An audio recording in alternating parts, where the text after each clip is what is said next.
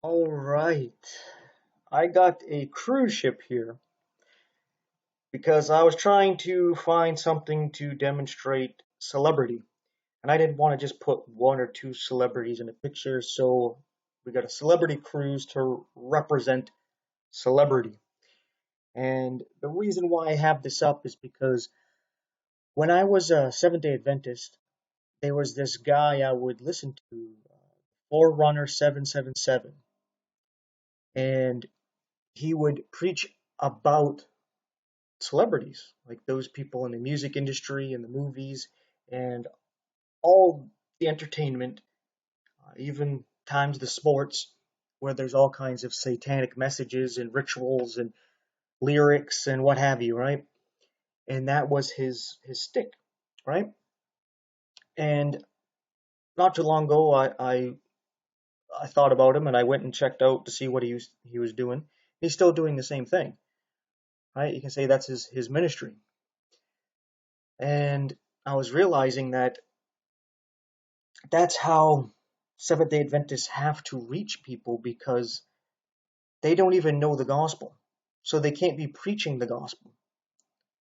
They have to be using something else, right? Because the gospel is in two parts. The first is you're damned because you're a sinner, right? I'm sure some of you have heard it. You've lied once, well, then you're a liar. Have you stolen something? Sometimes it's you steal somebody's credit, right? You stole credit for their project at work or whatever else, right? Well, then you're a thief. Oh, and if you're in America, there's a pretty good chance you're a fornicator and adulterer.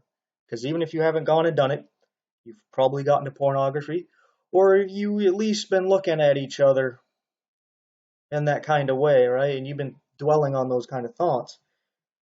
So you're also a fornicator, you're an adulterer, right?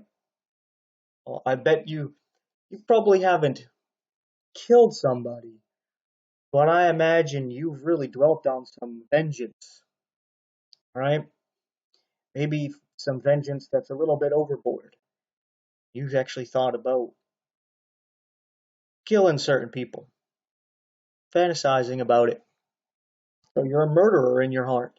You just haven't acted on it. The only thing that's stopping you from doing it is the consequences, right? And envy. Who doesn't have that? Getting jealous of other people for their status, their money, their husband, their wife, their home, whatever it is, right? Their cool attitude or whatever it is, jealous about something, envious. Well, you're a sinner, right? And you need to realize that you've sinned against God, you've sinned against your fellow man, you've sinned against yourself. There's an eternal consequence to this. And you're going to have to pay forever for your sins because that's the only way to pay for it. Because your sins have an infinite impact on you because it changes you and your DNA that you pass on to your children. So it's going to be part of their genetics, and your influence on them passes on to them, and they pass it on, and so on. Not to mention the people within your sphere of influence that you influence with what you have done. So the ramification for what you've done ripples out like a stone tossed into a still lake. It just keeps going and it magnifies that little pebble you popped in, rippling all over the place, right? That little disturbance just keeps getting bigger, right? And on top of that, if you try to fix it or you try to stop the ripples, what happens? You cause more disturbance, bigger ripples, and mess everything up. You realize that you can't change yourself, such as being a Seventh day Adventist. You clean the outside of the cup, so outwardly you're keeping the law at least to the best of your ability, and you have this outward show of righteousness. But inwardly, you're full of dead men's bones, and you've not changed at all. You're just controlling yourself, right? Because these people, these legalists, don't know the gospel. That you can't save yourself, and that's what these people are preaching. Oh, look at what's going on in the world. It's all satanic. come to Jesus and clean the outside of your cup and try to control yourself so that you're not damned to hell.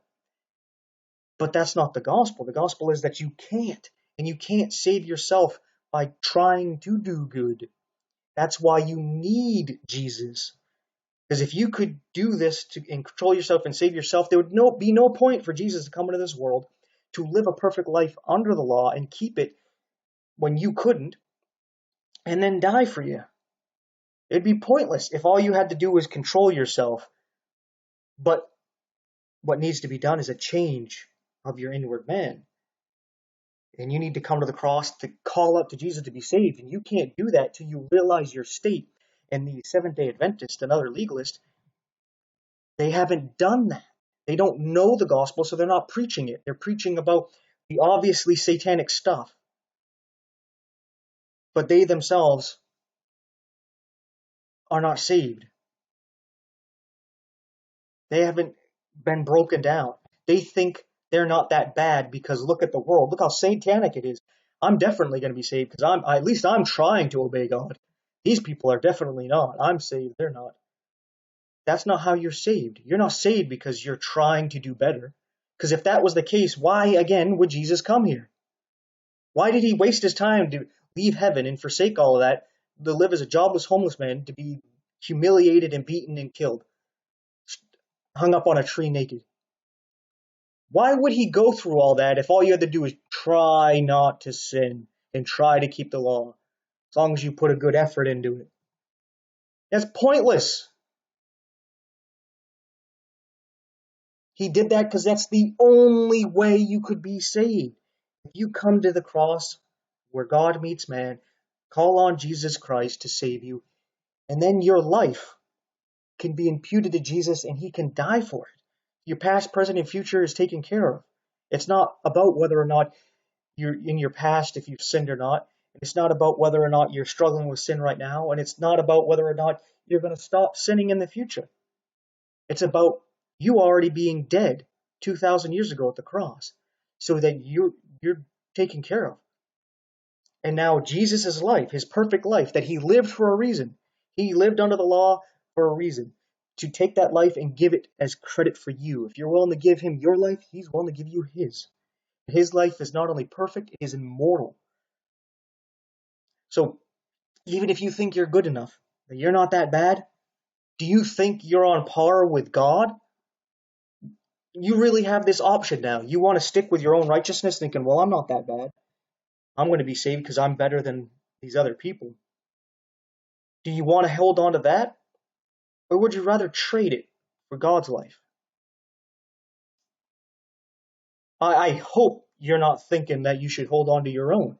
Because even if you have the best life of any man besides Jesus, it's not comparable to the life of God.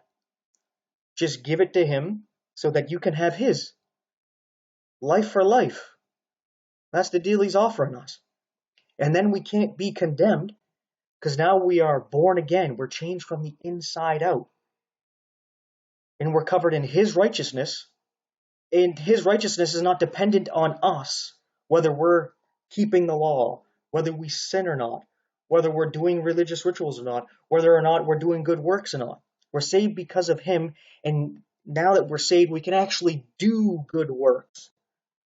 Because now we're not doing it to control ourselves, to save ourselves from damnation, and to earn heaven.